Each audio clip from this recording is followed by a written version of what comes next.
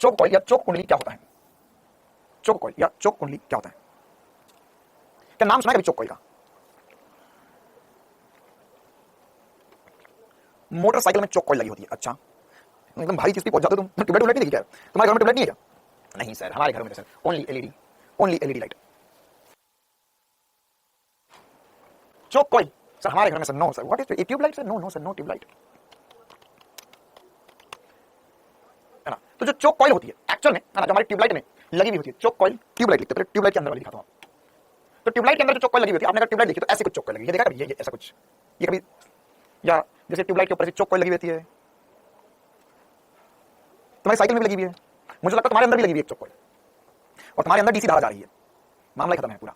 देखो तो ये जो चोक कॉइल होती है वो एक्चुअल में करती क्या है ना, जैसे ये देखो ना, अपनी ये चोक कॉइल लगी होती है, मतलब आजकल की जो ट्यूबलाइट वो एलईडी ट्यूबलाइट होगी, तो उसमें चोक कॉइल की जरूरत नहीं पड़ती। हाँ, बाकी पुरानी वाली जो ट्यूबलाइट होती थी ना, उन सब में ये चोक कॉइल लगी हुई होती थी, ये चोक कॉइल लगी ही होती थी। अभी चोक कॉइल अंदर से कैसे होती है? अंदर से कैसे होती है? तो चोक कॉइल के अंदर क्या होता है? चोक कॉइल के अंदर यही होता है, यही होता है, इंडक्टर लगा होता है बस बेसिकली हमारा, मतलब उसके अंदर कुछ नहीं है, उसके अंदर बस ऐसी वायरिंग कर रखी है, ऐसे गोल गोल गोल वायरिंग कर रखी है। क्या बात कर रहे हो सर? ये वायरिंग कर रखी थी उसके अंदर बस, और कुछ नहीं कर रखा था उसके अंदर। तो सर एक्चुअल में ये वायरिंग से होता क्या है, अब इसको हमें समझना होगा। देखो चोक कॉइल सबसे पहली बात एसी स्रोत में काम नहीं, सॉरी डीसी स्रोत में काम नहीं करेगी, है ना, डीसी में काम नहीं करेगी, केवल और केवल एसी स्रोत के लिए बनाई गई है। अच्छा सर, तो क्या करती है ये, है ना, एक्चुअल में क्या होता है, जो चोक कॉइल होती है वो चोक कॉइल कुछ एक क्या है, एक तरह का प्रेरक है, एक तरह का प्रेरक है ना। अब इसका भी देखो तार है, कुछ ना कुछ थोड़ा सा आंतरिक प्रतिरोध होगा, बिल्कुल हल्का सा, स्मॉलर मैंने बोल दिया, मान लो स्मॉलर आंतरिक प्रतिरोध है, वैसे हम ये नगण्य ही प्रतिरोध मानते हैं, ठीक है। और यहाँ पर ये मेरे पास मेरी ट्यूबलाइट लगी, ट्यूबलाइट भी एक तरह का प्रतिरोध ही है, ये मेरी ट्यूबलाइट लगी। अब अगर मान के चल मैंने यहाँ पे डीसी स्रोत लगा दिया, तो डीसी स्रोत, अगर डीसी स्रोत में धारा जाएगी तो उसमें से पूरी धारा दे देगा इसको, इसमें पूरी धारा दे जाएगी, ट्यूबलाइट जल जाएगी। हाँ, यहाँ मामला गड़बड़ हो जाता है। क्या होता है एक्चुअली चोक कॉइल को क्यों इस्तेमाल करते हैं? हमारी जो ट्यूबलाइट होती है, हमारी जो ट्यूबलाइट बनी हुई होती है, वो ट्यूबलाइट को बहुत ज्यादा वोल्टेज की जरूरत नहीं होती है, बहुत ज्यादा वोल्टेज की जरूरत नहीं होती है। मतलब ट्यूबलाइट का जो वर्किंग वोल्टेज होता है, मतलब जो हमारे जो पुरानी ट्यूबलाइट होती है उनकी बात कर रहा हूं मैं, तो वो जो ट्यूबलाइट होती है, वो ट्यूबलाइट को जलने के लिए 220 वोल्ट पूरे नहीं चाहिए, 220 वोल्ट पूरे नहीं चाहिए। उसको जलने के लिए अगर आप 50 वोल्ट 60 वोल्ट तक भी दोगे तो भी जल जाएगी, बढ़िया जलेगी। उसको जलने के लिए 220 नहीं चाहिए, उसको जलने के लिए कम विभवांतर चाहिए। अच्छा सर, तो अब अगर उसे जलने के लिए कम विभवांतर चाहिए, तो हमने जब डीसी धारा पढ़ी तभी हमने पढ़ा था कि मान के चलो मेरे पास एक प्रतिरोध, एक और प्रतिरोध, यहाँ पर मेरे पास ऐसा समझिए 220 वोल्ट में दे रहा हूं, लेकिन मुझे इसमें चाहिए 100 वोल्ट, तो क्या कर सकता हूं, क्या कर सकता हूं? मेरे पास यहाँ पे 220 यहाँ पे 100 है, तो क्या करूं सर? मैं कुछ ऐसा करूं कि यहाँ एक प्रतिरोध लगा दूं जो 120 वोल्ट खा जाए। क्या बोल दिया? कैसा लगा आइडिया? कैसा लगा आइडिया कि सर अगर आपको 220 चाहिए तो सर यहाँ पर आप क्या करो, 120 वोल्ट की कुंडली, 120 वोल्ट का प्रतिरोध लगा दो, 100 मिल जाएगा, 100 मिल जाएगा, सोचो सही होगा।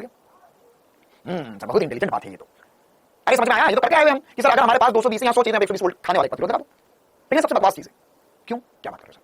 हाँ, अगर आपने ऐसा किया और एसी स्रोत, अगर एसी स्रोत होता तो भी कर सकते हैं, डीसी में क्या दिक्कत है? एसी में कर लो ये बात, तो ये काम तो आप एसी स्रोत उसमें कर लो। अगर यहाँ पर 220 वोल्ट आ रहा है तो यहाँ पे प्रतिरोध लगा दो जो 120 वोल्ट खा जाए और ये 100 वोल्ट खा जाए, तो मामले शॉर्ट हो गया, तो कुंडली की जरूरत नहीं पड़ती कभी। लेकिन चक्कर क्या है, यहाँ पर देखो एसी स्रोत को यूज करने का या एसी धारा को हमारे घरों में यूज करने का एक और सबसे बड़ा कारण ये है जो मैं समझाने वाला हूं। क्या? ये पावर वेस्टेज को बताता है।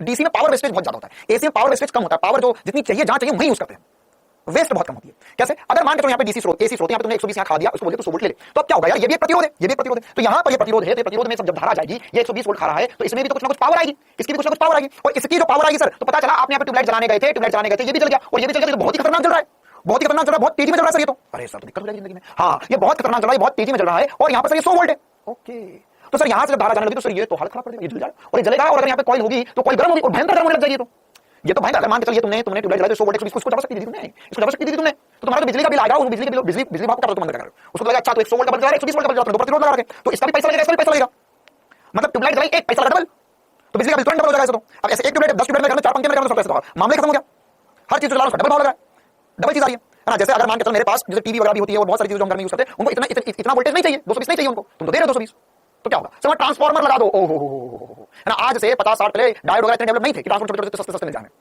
तो वहां तो पैसा ज्यादा लगता। तो इसका एक बहुत बढ़िया जुगाड़ दिया एसी स्रोत ने, है ना। एसी स्रोत ने क्या बोला? एसी स्रोत ने बोला ये देखो कोई दिक्कत वाली बात नहीं, आई एम विद यू, तुझे 220 चाहिए, ओके 220 दे दे, इसको कितने देना, इसको 100 वोल्ट देना, इसको 100 वोल्ट देना, कितना बचा 120 देना, हां इसको 120 दे दे। तो हमने बोला सर ये भी तो अब शक्ति खाएगा नहीं, इस ये शक्ति नहीं खाएगा, इसमें शक्ति हास्य नहीं होगा। क्यों? क्योंकि हमें पता है सर जो प्रेरकत्व होता है, केवल प्रेरकत्व की अगर मैं बात करूं तो ये वोल्टेज तो गिरा देगा मेरा, इसमें वीएल तो होगा, वीएल क्या होगा सर? वीएल जो होगा इसमें आई इंटू एक्सएल होगा, बिल्कुल सर वीएल होगा, लेकिन मुझे पता है एक चक्कर में इसमें शक्ति हास्य शून्य होता है, शक्ति हास्य शून्य होगा। मैं कितने मजेदार काम करके दे रहा है, कितना मजेदार काम करके दे रहा है, कितना मजेदार काम करके दे रहा है, मतलब ये जगह भी घेर रहा है और खा भी नहीं रहा है, कुछ जादू से कम नहीं है, ये कोई जादू से कम नहीं है, ये कोई जादू से कम नहीं है।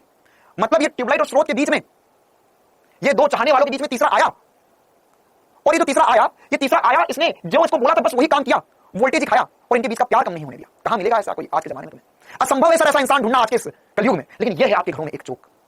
रोज सुबह उठकर एक टीका लगाया करो कि हाँ बहुत बहुत धन्यवाद चोक देवा, आप ना होते तो मेरे घर का बिजली का बिल डबल तो था ही था, और साथ ही साथ आपने मेरी ट्यूबलाइट को बचा कर भी रखा हुआ है, उसको जितना जरूरत है उतना ही दिया, है ना। मैं 220 तुमने उसे 100 की जरूरत 100 ही दिया, और हम दोनों के बीच में दूरियां भी नहीं बढ़ने दी। इतना महान होता है एक चोक कॉइल, जिसकी गाथा कोई नहीं गाता इस दुनिया में। खराब होता तो लोग बोलते चोक खराब हो गया, बदल के दूसरा लगा दो, लेकिन वो कितना महान काम कर रहा था अपनी जिंदगी में। ट्यूबलाइट जलने से ज्यादा इंपॉर्टेंट एक चोक कॉइल का वहां होना, तो ये काम ये चोक कॉइल करता है। तो अब इसमें आप ऐसे छोटे-छोटे अच्छा कुछ पति लोग ऑब्वियसली कुछ शक्ति का खाएगा ना, जैसे आपने कभी ट्यूबलाइट जलती है और जलने के बाद चोक को हाथ लगा दो, चोक हल्का सा गर्म हो जाता है, हल्का सा गर्म हो जाता है, हल्का सा गर्म हो जाता है। लेकिन हल्का सा गर्म हो तो यार कुंडली क्या करे, है तो वो भी आखिरकार इंसान, थोड़ी भावनाएं उसकी भी जाग सकती है, थोड़ा प्यार करने का मन उसका भी कर सकता है, लेकिन इतना नहीं करेगा, हल्का सा मन के मन नहीं दबा रहेगा, उसका आंतरिक प्रतिरोध होगा, कुछ स्मॉल है ना, तो हल्का सा गर्म वो भी होगा, लेकिन मेन काम तो पूरा पूरा ट्यूबलाइट तक पहुंचाएगा।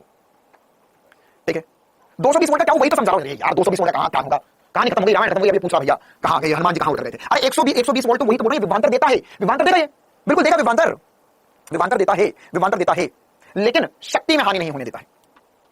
आजकल की ट्यूबलाइट में बेटा, आजकल की ट्यूबलाइट एलईडी वाली होती है, एलईडी वाली ट्यूबलाइट होती है, तो उसमें चोक कॉइल की जरूरत नहीं है ना, जो ट्यूब वाली ट्यूबलाइट होती है उसमें चोक कॉइल लगाने की जरूरत होती है।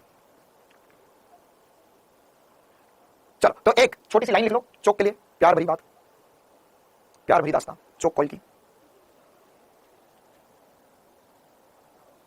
फ्यूज क्या होता है? अरे बेटा फ्यूज में पढ़ा दिया ना, फ्यूज तो ऑलरेडी हमने विद्युत धारा पढ़ी तब पढ़ा था, फ्यूज क्या होता है? फ्यूज एक्चुअल में है ना, जब पुराने आजकल एमसीबी लगी होती है, फ्यूज क्या होता है? एक प्रकार का तार होता है, ठीक है, ऐसा कांच का उसके अंदर खूबचा सा होता है, उसके अंदर पतला सा तार जाता है। ये तार क्या करता है? ये तार फ्यूज की रेटिंग होती है, फ्यूज के मान लीजिए 5 एम्पीयर का फ्यूज है, मतलब ये करता है 5 एम्पीयर से ज्यादा धारा आएगी इसमें तो पिघल जाएगा, ये मेल्ट हो जाएगा, तो ये आगे धारा नहीं जाने देगा 5 एम्पीयर से ज्यादा। चलो हाँ भाई, तो एक लाइन लिख लो चोक कॉइल के लिए। चोक कॉइल, चोक कुंडली की कहानी, ये एक बहुत चमत्कारी काम करती है। चोक कुंडली, चोक कुंडली एसी स्रोत में, चोक कुंडली एसी स्रोत में, चोक कुंडली एसी स्रोत में, चोक कुंडली एसी स्रोत में विभवांतर तो देती है, विभवांतर तो देती है, परंतु परंतु एक चक्कर में औसत शक्ति, एक चक्कर में औसत शक्ति हास्य शून्य, असल में एक चक्कर में औसत शक्ति हास्य का मान शून्य होता है।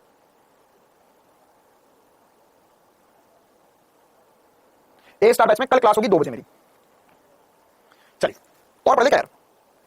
देखो अब इसमें जो थोड़ा सवाल करवाना है आपको, और एक लास्ट टॉपिक पढ़ाना है जो कि होता है, और उसमें आधा घंटा तो लगेगा, आधा घंटा लगेगा, चलो कोई बात नहीं, कल मैं डिटेल में आपको ज्यादा टॉपिक पढ़ा दूंगा। अब हमारे पास एक छोटा सा टॉपिक रहता है इसके अंदर, जिसमें हमें क्वालिटी फैक्टर वगैरह की बात करनी है, अनुनाद की बात करनी है, ठीक है, तो इस पर मैं कुछ कल क्वेश्चन भी करवा दूंगा, अनुनाद भी पढ़ा दूंगा, और कल हम कुछ ऐसा करेंगे तो कुछ नया होगा ना, मतलब कल की क्लास में, कल 2 क्लास होगी साथ में आपकी, कल 2 क्लास साथ में, जैसे हम 7:30 बजे शुरू करेंगे क्लास, 7:30 से 8:30 बजे तक एक क्लास करेंगे, ठीक है। तो अगर हमारा 1 घंटे में खत्म हो जाता है तो उसके बाद वाली क्लास एंड कर देंगे, 2 मिनट में फिर एक और नई क्लास शुरू करेंगे, क्यों? क्योंकि मैं फिर अगला चैप्टर पढ़ाना चाहता हूं आपको, ठीक है। तो वो वाला जो चैप्टर होगा ना, वो फिर से अगर हमारे पास समय हो तो कल ही मैं आपको बता दूंगा क्या करेंगे उसके हिसाब से, ताकि आपको ऐप के अंदर वो अलग अलग वीडियो के रूप में दिखाई दे, अलग अलग क्लास के रूप में चीजें दिखाई दे। भले मैं पढ़ाऊंगा 1.5 घंटे कुल मिला के, 1.5 कल 1.5 या 2.5 घंटे तक पढ़ा देंगे, कोई दिक्कत वाली बात नहीं है, दुखी मत, 1 घंटे ज्यादा पढ़ा देंगे बस। तो वो भले हम कितना भी पढ़ाएं, लेकिन बीच में एक क्लास एंड करके फिर हम क्लास शुरू करेंगे, 2 क्लास कल करेंगे हम। हाँ अच्छा चलो, हाँ ट्रांसफॉर्मर के क्वेश्चन भी बचे हुए, ठीक है, कल ट्रांसफॉर्मर के क्वेश्चन बता दूंगा मैं आपको। चलिए छोटी दिवाली की छुट्टी, 11 खोपड़ी की छुट्टी चाहिए तुम्हें? छोटी दिवाली चलिए तो 10 छोटी दिवाली हो गई, कितनी बार करवाओगे छोटी दिवाली? कौन सी छोटी दिवाली बची है तुम्हारे घर में? 4 तारीख की दिवाली थी तो 11 होती है, तो 11 आएगी 15 तारीख, 15-16 तारीख में होगी वो। तो कौन सी छुट्टी है? हाँ एकादशी, अच्छा एकादशी है अभी, एकादशी कब आएगी? 4 तारीख, 4 15 अच्छा 5 दिन बाद है ना, नहीं उसकी कोई छुट्टी नहीं रहेगी, लेकिन अच्छा दिवाली, अच्छा सॉरी 4 को नहीं थी दिवाली, हम सॉरी, 4 को मेरे बेबी का बर्थडे था तो 4 को ध्यान रहेगा, हाँ हाँ सॉरी 4 को दिवाली नहीं थी दिवाली, अच्छा ठीक है, हाँ तो फिर आने वाली है कल परसों। कब है दिवाली? कल है कि परसों है? कल ही है, हाँ कल ही है। अच्छा कल तो कल छुट्टी नहीं रहेगी, चिंता ना करो, कल वही है ना, कल 11 समारोह हमारे यहाँ 11 में तुलसी की पूजा होती है, और उस पर ऐसे गन्ने है ना, गन्ना ना, और शुगर केन गन्ना, तो ऐसे गन्ने को ऐसे खड़ा कर है ना, उससे ऐसे पूरा तुलसी को ऊपर से बांध दिया जाता है, उसकी पूजा की जाती है कल 11 दिन। हाँ ये एमपी वालों को पता होगा, एमपी में होती है पूजा, गन्ने की पूजा होती है, गन्ने की पूजा होती है। और फिर उसके बाद हाँ देव उठनी 11 भी बोलते हैं उसे, तो उसके अंदर शादी का माहौल शुरू हो जाता है। जो विद्युत चुंबकीय तरंग वाला चैप्टर, उसमें मैं पढ़ाऊंगा थोड़ा ही है ना, मतलब ऐसा मैं मत करो, मैं आपको पूरा वो चैप्टर समझाऊंगा, क्योंकि वो चैप्टर जो एक ही कंसेप्ट वाली चीजें वो मैं पढ़ाऊंगा, आधा घंटा लगता है उसको पढ़ाने में। उसके बाद मैं पूरा थ्योरेटिकल में बता दूंगा कहां से क्या पढ़ना है, वो खुद से एक बार रीड कर लेना तुम लोग, ठीक है। और उसके लगेगा तुम एक बार क्वेश्चन की प्रैक्टिस भी करवा देना। चलिए तो जितना पढ़ा एक बार बेस्ट करना, मिलते कल, thank you, tata bye bye.